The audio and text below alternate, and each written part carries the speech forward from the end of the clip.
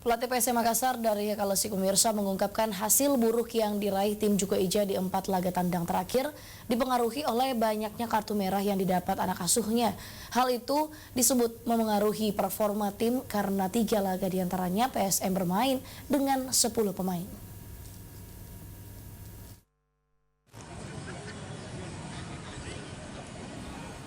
PSM Makassar krisis kemenangan di laga tandang. Tim Juku Eja belum pernah meraih poin sempurna saat bermain di luar Makassar sejak kompetisi Liga 1 2019 bergulir.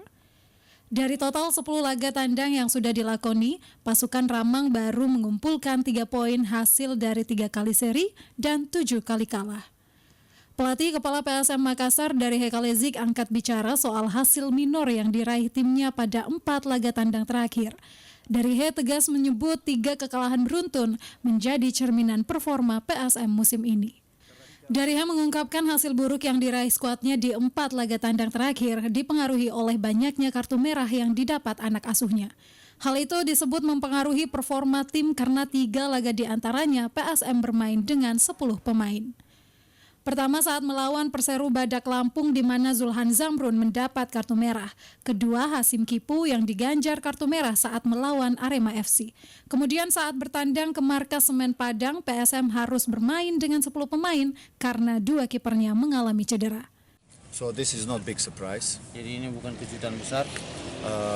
Especially not if you know that from last 4 games away, we played 3 games with 1 player less. Dan terutama pada saat kamu ketahui bahwa 4 pertandingan terakhir kita selalu bermain dengan 10 orang, 1 pemain kurang. Saat ini PSM Makassar berada di posisi ke-9 klasemen sementara Liga 1. Dari total 19 laga yang telah dilakoni, Juku Eja baru mengumpulkan 27 poin hasil dari 8 kemenangan, 3 kali seri dan 8 kekalahan. Wahyu Saputra, Celebes TV.